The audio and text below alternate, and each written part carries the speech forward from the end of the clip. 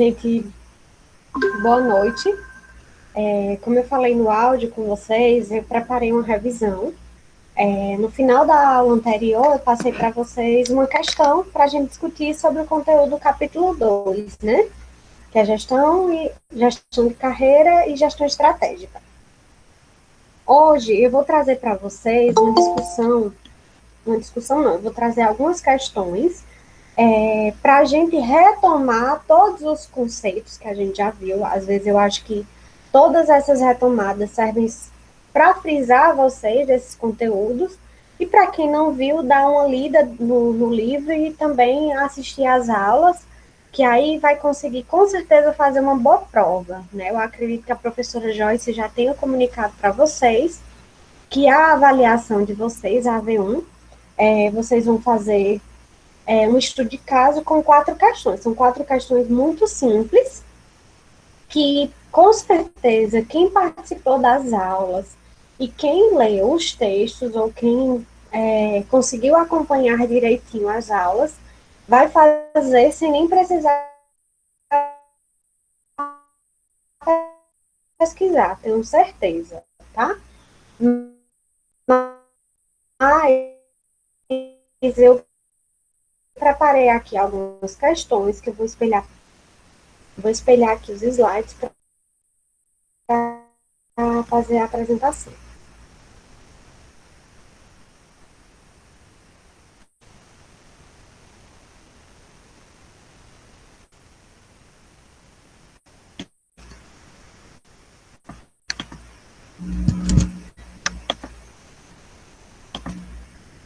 Bom, gente, seguinte, como eu falei para vocês, aqui vão ser algumas questões principais, eu vou trazer conceitos do que a gente já viu no início do semestre, só para vocês retomarem, só para vocês recordarem, tá certo?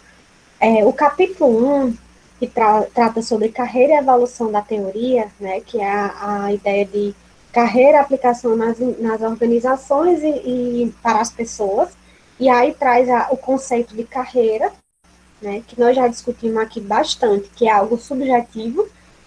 Carreira ela é algo que é construído e percebido pela pessoa, então nós não temos como conceituar carreira a partir do nosso pressuposto. Então a gente tem que sempre compreender que as pessoas à nossa volta elas podem compreender carreira de diferentes formas, ou visualizando carreira como vários cargos que as pessoas ocuparam durante a vida. Carreira é a profissão que ela ocupa, carreira é os desafios, as experiências de vida que ela teve. Enfim, existem vários conceitos sobre carreira e é algo que é individualmente percebido pelo indivíduo, tá bom? A outra questão é a gente compreender que existem duas perspectivas de carreira, né? O que são essas perspectivas de carreira? A perspectiva do indivíduo e da empresa, ou seja, do indivíduo, da organização, do trabalhador e seu empresário, e o dono do negócio. Por que é importante que a gente consiga compreender essas duas perspectivas? Porque está eu, trabalhadora, empregada de uma empresa, tenho minhas perspectivas e expectativas sobre carreira, e eu tenho a visão sobre mim, do dono da empresa, sobre aquilo que ele espera que eu realize na organização que ele é dono e que eu trabalho. Então, é importante olhar nas duas direções. Vocês, enquanto gestores de pessoas, né, na gerência de uma equipe, vocês precisam olhar juntos para o que o trabalhador quer e o que dentro daquilo que ele quer, a empresa possa ter para oferecer ou não. É muito importante esse processo de transparência entre as expectativas da empresa e a expectativa da organização sobre ele, entendeu? Então, é importante que a gente deixe claro o que as pessoas querem para trabalhar na empresa. A gente sempre faz essa pergunta na entrevista de emprego. O que você tem a nos oferecer? Qual a sua contribuição para cá? Né? Mas e aí, qual a contribuição que a empresa tem para a carreira da pessoa? Então, essa é uma importante reflexão que a gente precisa entender.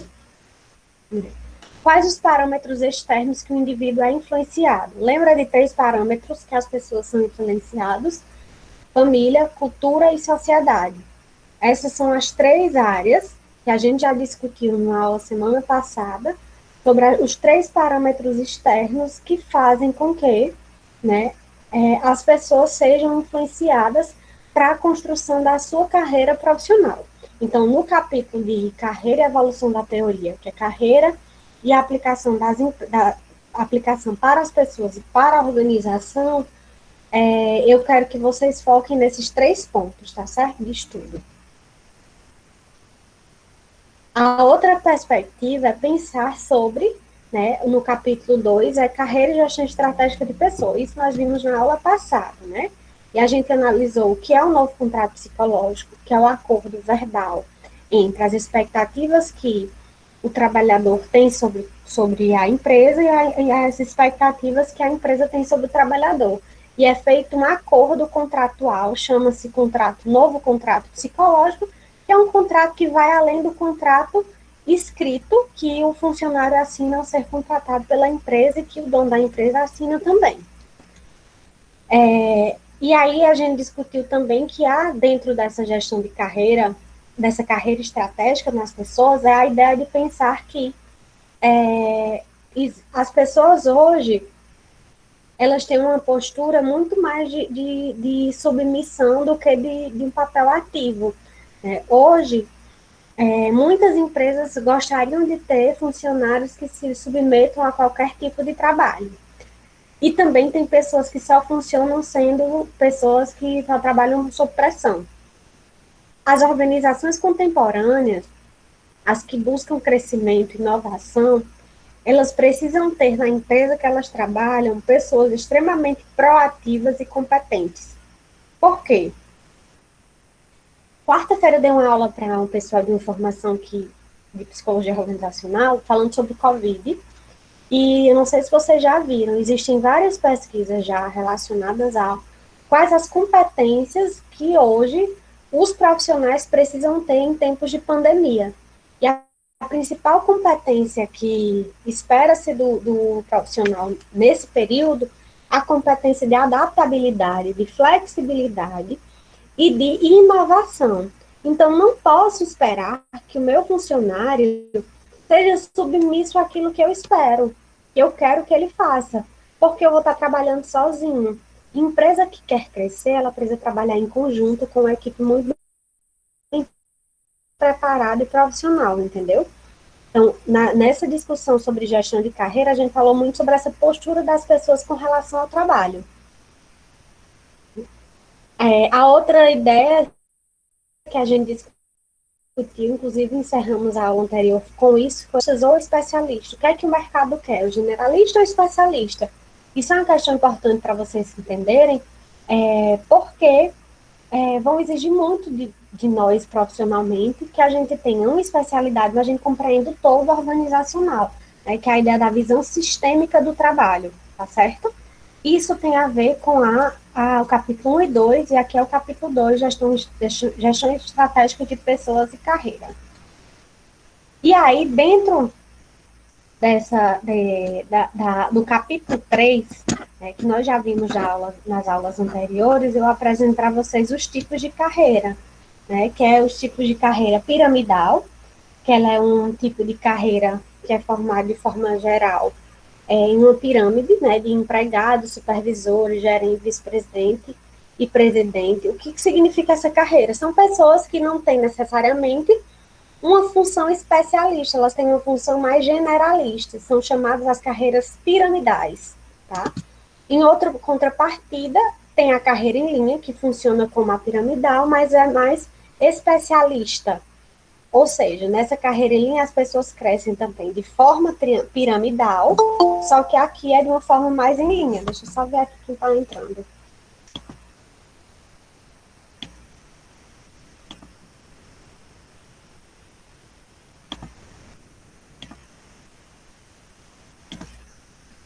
E aí, como eu estava falando, a carreira em linha, o tipo de carreira em linha, ela também tem esse formato piramidal, tá?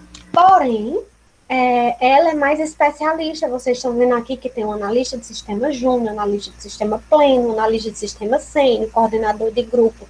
para sistemas e gerente de sistema. Aqui é uma carreira em linha, porque ela é piramidal, tá? Ela cresce de forma setorizada. Aqui já é generalista e ela cresce também de forma piramidal, só que ela é mais geral, tá? O outro tipo de carreira é a carreira paralela em Y, né? Que ela é chamada dessa forma, por quê? Porque ela cresce num único nicho. Eu tenho aqui um cargo dentro de uma empresa, eu tenho uma única função socialmente, né, de trabalho. Em determinado momento, eu busco outros processos de carreira. Então, eu posso ser generalista, sendo presidente, diretor, numa carreira mais piramidal dentro da empresa que eu trabalho especificamente, e eu também posso ter minha carreira paralela, né? Eu trabalho em empresa, mas eu também tenho uma carreira paralela, que me proporciona um tipo outro de carreira, que aqui vocês podem ver, que é uma carreira mais solitária, que é de consultor, especialista, a ideia de ser mestre, doutor, e, por fim, conselheiro de organizações específicas, entendeu? Então, eu posso, ao mesmo tempo, ser um gerente de uma empresa em determinada área e, ao mesmo tempo, ser especialista e ser consultor em outra empresa. Isso não implica, né, que eu vou desenvolver bem minha tarefa aqui. Aí, quando eu estava dando essa aula para vocês, eu falei para vocês que a maioria dos professores hoje tem esse tipo de carreira paralela em Y. Eles trabalham, né, como docentes, como professores em algumas instituições, de algumas disciplinas, mas eles também têm outra carreira de consultoria, de consultório, de administração, de gerência em outra empresa, tá certo? E aqui a carreira em rede, né, que ela tem mais a ver com as experiências de trabalho que a pessoa tem, onde a pessoa começa com um determinado cargo e ele pode, né, mudar de cargos, seja na mesma linha, como operacional, estratégico ou tático, né, dentro da organização, sendo em diferentes funções. Isso se chama carreira em rede, porque eles estão se comunicando, né, mas ele dá a possibilidade da pessoa se desenvolver dentro da organização e fora dela. Tá? Então, eu posso, ao mesmo tempo, como esse paralelo em isso, ter uma carreira em específico, e tem outra. A diferença é que em rede, ele não tem uma perspectiva só de crescimento vertical, ela também proporciona um declínio, uma mudança específica no seu roteiro de vida. Não significa só crescimento, ele pode descer, ele pode subir, ele pode descer, ele pode subir, pode ir para um lado, pode ir para o outro, tá bom? Aqui essa questão para discussão, acho que a gente já viu ela semana passada. Até aqui, gente, vocês têm alguma dúvida? Estou fazendo uma revisão geral. Dúvidas até aqui? Sim ou não? Posso continuar?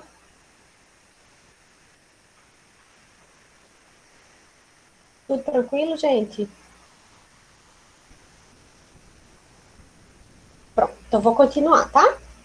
Qualquer dúvida, vocês me chamam. Essa questão...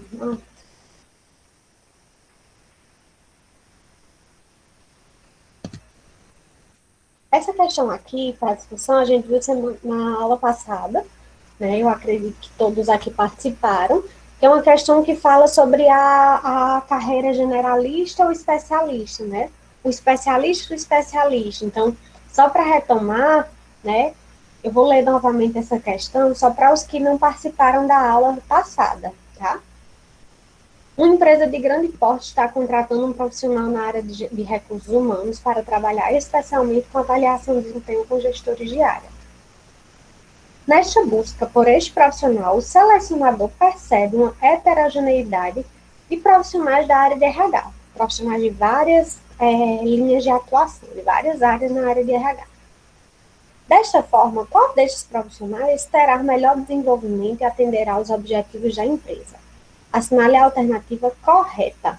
Gente, aqui eles estão procurando um profissional da área de RH com especialidade em avaliação de desempenho com gestores de área, tá? E as alternativas são: eu vou contratar profissionais com especialização na área de RH e avaliação de desempenho, mas sem experiências em outros processos de RH? Não, cancela. Profissionais com vasta experiência em processo de RH, mas com pouco foco na área de avaliação de desempenho? Também não, porque ele quer alguém com foco especialmente em avaliação de desempenho. Letra C, profissionais com experiência em todas as áreas de RH, opa, mas com foco em avaliação de desempenho de gestores. Sensacional, é isso que eu estou procurando, mas vamos ver se tem melhor. Profissionais com experiência em todas as áreas de RH, mas com maior foco na área de avaliação de desempenho de pessoas. E letra E, profissionais com vasto conhecimento na área de avaliação de desempenho para gestores, mas com pouca experiência e conhecimento sobre os demais processos. Então, está cancelada. A letra C e D gerou dúvida para os colegas na aula passada, porque aqui tem gestores e aqui tem desempenho de pessoas, tá? Mas, gente, gestores não é pessoas? Gestores são pessoas, mas como eles estão procurando com foco especialmente em gestores, é mais interessante para eles esse, tá? Porque, querendo ou não, o profissional de RH, que ele tem uma aptidão melhor para avaliar gestores, é muito, muito diferente, né, e traz mais especialidade, destreza, do que aquele que faz a avaliação generalista. Não que não seja importante, é importante. Mas o que se remete à avaliação de gestores é aquele que tem uma competência maior sobre o olhar de liderança e etc. Então, nessa questão, a alternativa certa é a letra C, tá bom? Vamos lá para a próxima pergunta. Com base no texto abaixo, é correto afirmar que percebe que as organizações mais controladoras e autoritárias têm grande dificuldade de construir o comprometimento do colaborador. O que vocês acham? As organizações mais controladoras e autoritárias têm grande dificuldade de construir o comprometimento do colaborador? Verdadeiro ou falso? O que vocês acham?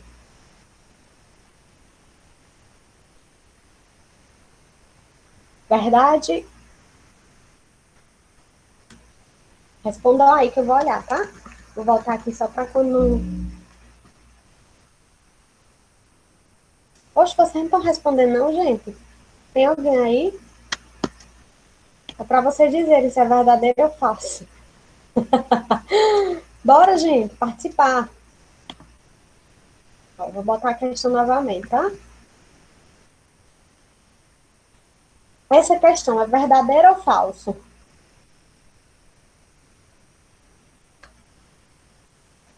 Verdadeiro, tá, gente? Essa questão é verdade, como Vanessa e Bruno colocou aí. É porque eu não vi ainda de todos, tá? Peraí. Jackson, colocaste falso. Ela é uma questão verdadeira, tá, gente? Por que que ela é verdadeira? Porque... Falei, esqueci de apresentar. Peraí. É uma questão verdadeira porque é fato que se as empresas, né, se as organizações, elas não tiverem a, a sensibilidade de se tornarem empresas que propõem a gestão participativa, elas vão findar não sobrevivendo, né, economicamente. Né? Então, essa questão ela é verdadeira porque as organizações mais controladoras e autoritárias, ou seja, aquelas que são muito, que colocam muita pressão, que não dão abertura para o funcionário se posicionar ou dar sua opinião, elas acabam fazendo com que os funcionários se afastem da empresa. Então, construir essa relação de comprometimento, dar voz ao funcionário é extremamente positivo, tá? E, pelo contrário, né? Aí eu vou botar outra questão aqui para vocês entenderem, né? As organizações mais abertas e participativas têm melhores condições de criar nas pessoas uma relação de compromisso com os valores e objetivos da organização? Verdadeiro ou falso, gente, essa questão? Segunda, as organizações mais abertas e participativas. Opa, olha aí, tá? Verdadeiro. O que mais? Acabei dando um spoiler para quem estava atento aos slides, eu acabei de dar um spoiler, mas tudo bem.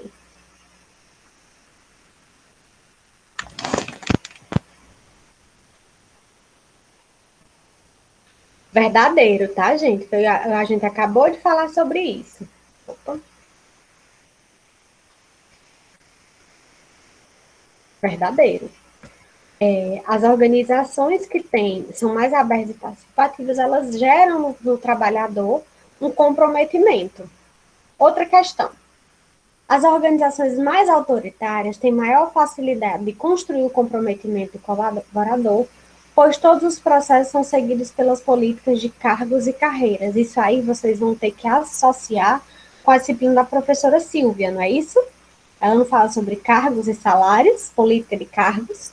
Né? Imagine que as organizações necessárias têm maior facilidade de construir o comprometimento do colaborador. Vocês acham que é fácil? Tá igual a primeira questão. Só que qual é a diferença dessa? Vocês acham que as empresas mais autoritárias, elas fazem um processo seguido pela política de cargos e salários? Pode ser que sim, mas isso não garante que traga comprometimento das pessoas para a empresa. Então, assim, geralmente as organizações mais autoritárias e centralizadoras, elas até podem possuir uma política de cargos e carreiras dentro da empresa, mas isso não traz garantia para ela de comprometimento dos funcionários, tá certo? Então, por isso que essa questão é falsa, tá bom? Vamos pro próximo. Não sei nem se vocês responderam. Vamos lá, só para voltar aqui. Isso mesmo, Fábio, é falsa. Vamos pro próximo, tá bom?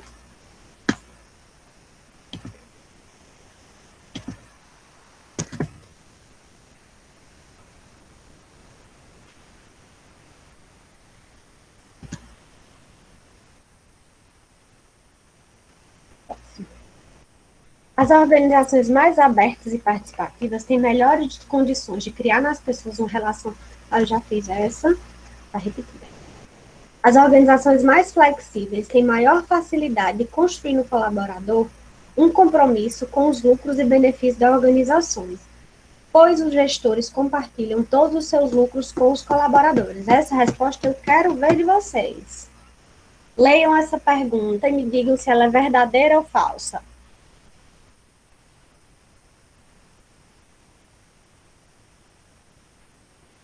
As organizações mais flexíveis têm maior facilidade de construir no colaborador um compromisso com os lucros e benefícios da organização, pois os gestores compartilham todos os seus lucros com os colaboradores.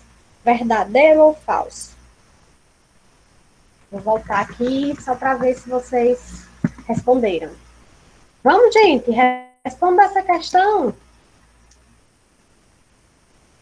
Bruno está dizendo que é falso. Alguém mais? Bora!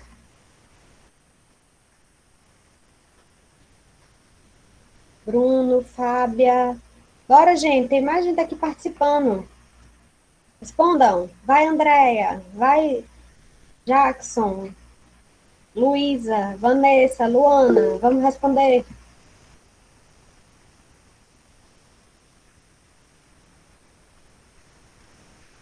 Isso. Essa é uma questão, gente. Vamos lá. Por que ela é falsa?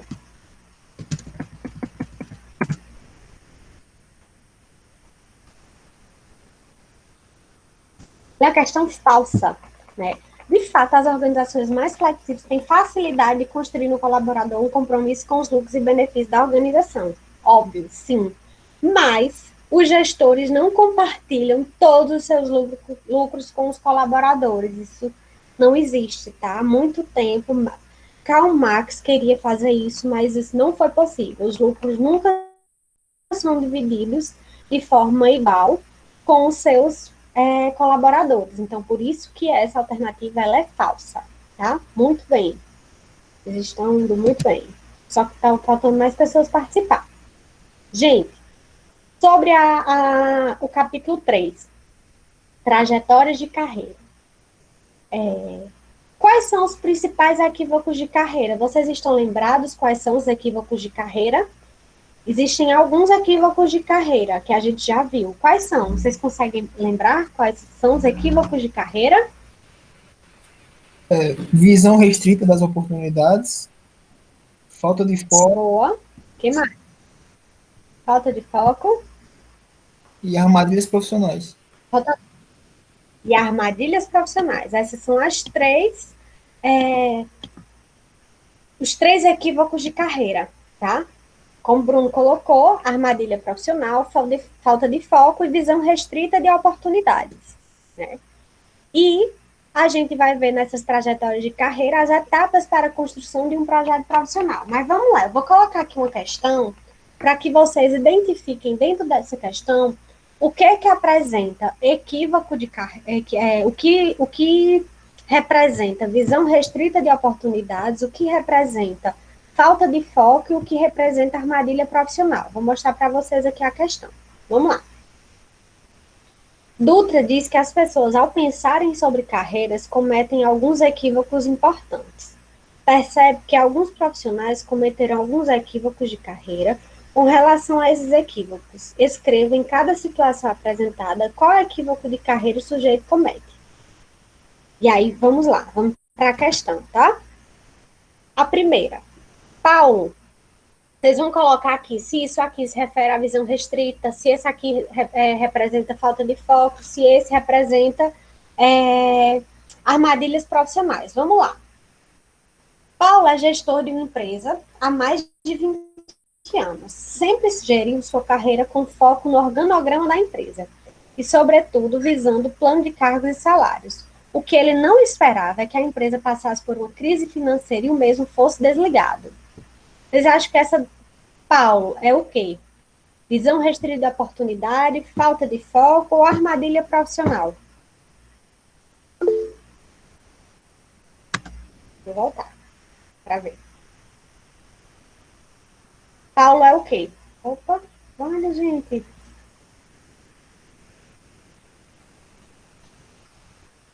Opa, aí, é porque abriu um monte de coisa aqui. Visão restrita. Boa. É isso mesmo. Visão restrita de oportunidades. Vamos lá, vou apresentar novamente os slides. Vamos para o próximo.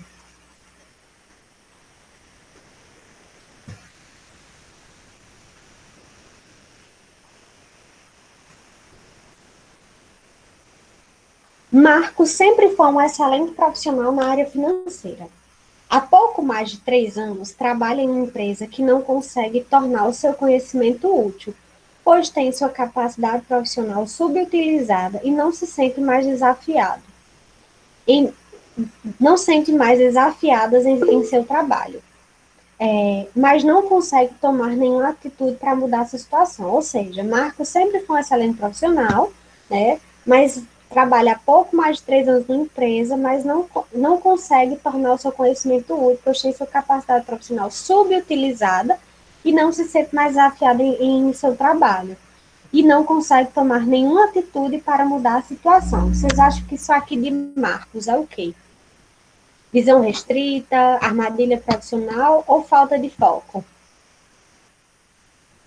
Boa, gente, falta de foco, isso mesmo. Próximo. Antônio foi contratado recentemente para trabalhar no setor fiscal de compras de uma empresa de médio porte, que aos poucos foi realizando desvios de lucros da empresa para ele e para o seu supervisor, né? Do seu supervisor imediato. Aos poucos, tornou-se extremamente dependente da organização onde trabalha. Isso aqui é o quê? Ele foi contratado recentemente para trabalhar no setor fiscal de compras da empresa de médio porte e, aos poucos, foi realizando alguns desvios dos lucros para ele e para o seu supervisor imediato. Aos poucos, tornou-se extremamente dependente da organização onde trabalha. Isso é o quê? Armadilha profissional. Muito bom. Isso mesmo.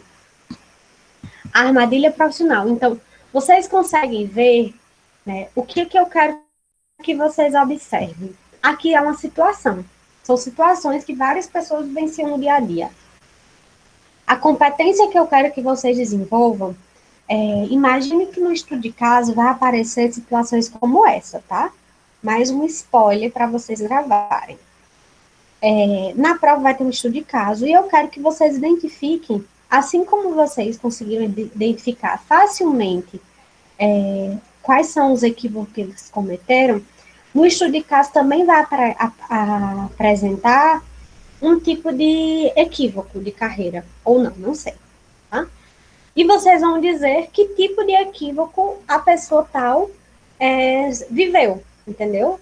A ideia é que vocês consigam identificar se aquele equívoco é uma armadilha profissional, é falta de foco, armadilha, visão restrita de oportunidades. Ficou claro isso? Vocês conseguem perceber como é mais tranquilo do que se imagina? Pensar sobre carreira e pensar nesses equívocos de carreira, tá certo? Isso é simples. E aí, só para a gente finalizar, vou trazer para vocês aqui essa etapa já construção, né, do plano de carreira, tá? Que é o quê? Da carreira estruturada. Escolha, planejamento, implementação e avaliação. Isso é um ciclo para que uma pessoa, né, possa conseguir realizar seu objetivo de carreira, ela precisa primeiro tomar uma decisão, planejar, colocar em prática e depois avaliar. Na carreira, ela funciona dentro dessa perspectiva cíclica. Eu escolho o que eu quero, planejo como vou fazer, implemento, faço o que eu planejei. E eu avalio após a realização e depois eu já crio novas metas, planejo, implemento, avalio e escolho novas metas. Vocês, querendo ou não, precisam compreender que esse é o rumo e as perspectivas sobre pensar no planejamento de carreira, tá certo? Essa é a principal questão que eu quero que vocês compreendam sobre o conteúdo. Gente, eu acho que esses conteúdos ficaram claros. Tem alguma dúvida sobre? Sim, alguém quer fazer alguma pergunta? Tem uma coisa que me inquieta, né, que na verdade eu venho percebendo, não é nem inquietude, vocês estão no dever de vocês de perguntarem. Mas eu sinto que vocês, né, e eu não sei se isso é verdade, mas eu percebi que alguns alunos tiveram dificuldade em construir um plano de desenvolvimento individual, ou seja, aquele PDI. A dificuldade é pensar nas competências que eu vou, né, precisar desenvolver. Por isso que é tão importante, antes do planejamento do plano de desenvolvimento individual, fazer aquelas instrumentos de autoavaliação, né? Roda de competência, gosto, não gosto, gosto, não faço, pizza de estrutura da vida. Por que eu estou trazendo isso tudo? Porque eu vou precisar que vocês entendam, eu não, mas vocês vão precisar, né? Vocês vão precisar futuramente compreender e fazer um PDI, um plano de desenvolvimento individual, entendeu? Então, mais do que vocês saberem para mim entregar, é saber para vocês e para outras pessoas que vão utilizar do conhecimento de vocês para a construção de um PDI, tá certo? Então, eu queria que vocês me dissessem, assim, não sei se é uma percepção errada minha, de que vocês, de todas as tarefas que vocês fizeram, a que vocês sentiram mais dificuldade em relação à minha disciplina foi fazer o PDI, né? E aí eu percebia muito no PDI, eu vou abrir aqui um para vocês, para a gente discutir ele, tá? Só para a gente dar uma retomada.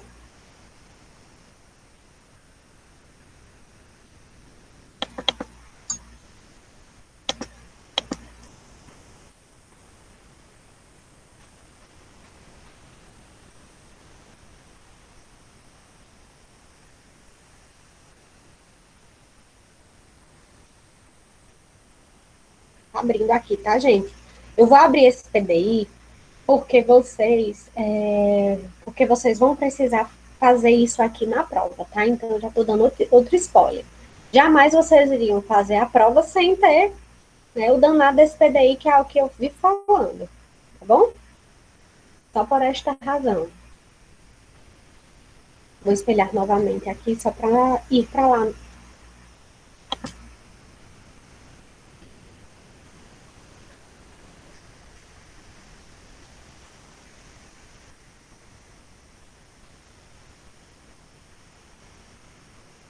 Ó, então, a gente viu essa aula, tá? Do PDI. E aqui é o instrumento de desenvolvimento individual. Inclusive, eu coloquei ele no Word, em PDF, no Moodle, tá, gente? Então, se alguém não tiver esse documento, me peçam que eu envio, tá? Ó, nesse plano de desenvolvimento individual, em geral, existem muitos modelos de PDI, tá certo? Esse aqui, ele é o mais simples, e eu acredito que vocês vão conseguir facilmente fazer para o que se pede na prova, tá? Então, o que é que eu quero que vocês façam? Pegue esse plano de desenvolvimento individual como modelo e criem, a partir do que for pedido, no caso, um plano de desenvolvimento para o que for solicitado lá dentro. Então, vocês vão ter que colocar aqui qual a competência que você acha que a pessoa lá precisa desenvolver, né? E aí, fiquem atentos que isso é uma questão bem interessante de vocês perceberem. Lembra que eu defini, não sei se tem aqui.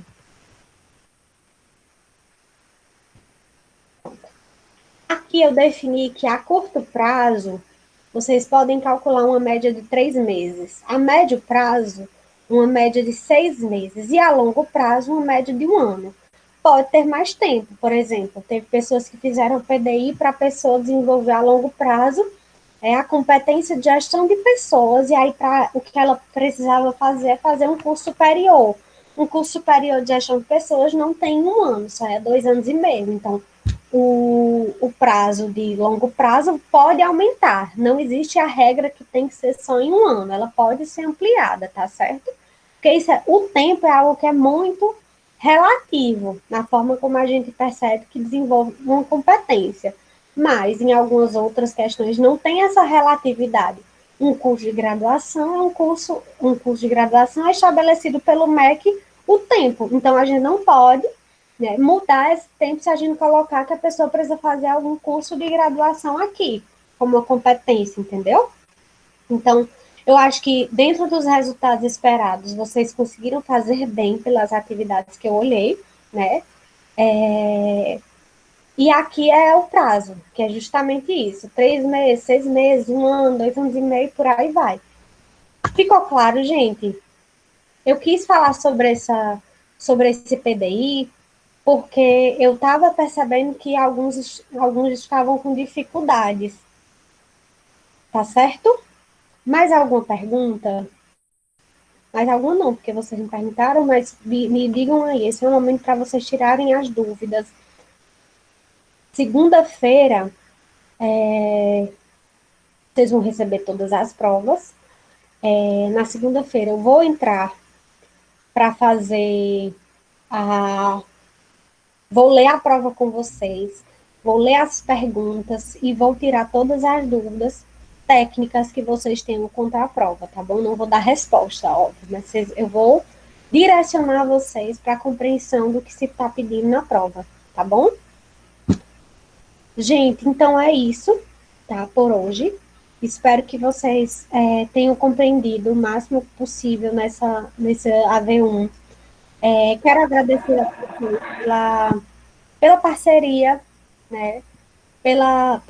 Por também terem tanta flexibilidade e compreenderem esse momento que a gente está vivendo, né?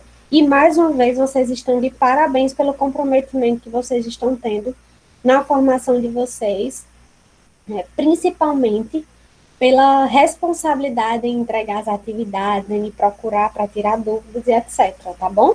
Não tenho nenhuma dúvida que vocês vão sair muito bem desse isolamento e vão atender, sim, as competências que o mercado quer, mesmo nesse tempo de complexidade que a gente está vivendo, tá bom? Então, é só isso que eu tenho para dizer por hoje. Quarta-feira a gente se encontra. Quarta não, segunda-feira a gente se encontra. Isso, tá. Vou brincar com o Wilson. Cadê ele? O Wilson tá entrando, tá, gente? Então, gente, era isso que eu queria para vocês. Wilson, tu entrou na hora que eu estava encerrando a aula, tá? Mas vou deixar gravada. Eu só estava explicando pro pessoal que segunda-feira a gente vai se encontrar. Vocês vão ter acesso já à prova. Vou abrir elas e vou fazer a leitura com vocês e vou estar à disposição para qualquer dúvida que vocês venham a ter sobre conteúdo, prova, etc. Tá certo? Pois é, quando tu entrou, eu ia dando tchau no pessoal. Eu até disse assim, vou fazer uma brincadeira com ele, porque você chegou agora e eu já estava encerrando, mas eu entendo que esteja trabalhando. Mas hoje eu fiz só uma revisão geral com você, com os alunos, e vai ficar gravado, e aí eu coloco o link no YouTube para vocês até amanhã, tá bom? Gente, estou à disposição para que vocês. Cheguei no final também. Tu também, Tá, Bruno. Tu também chegou no final. Mas fala comigo no privado, tá? Do WhatsApp, que eu preciso saber como é que tá. tá bom. Tá bom? Pois Tá. tá, gente. Boa noite. Um abraço. Boa noite.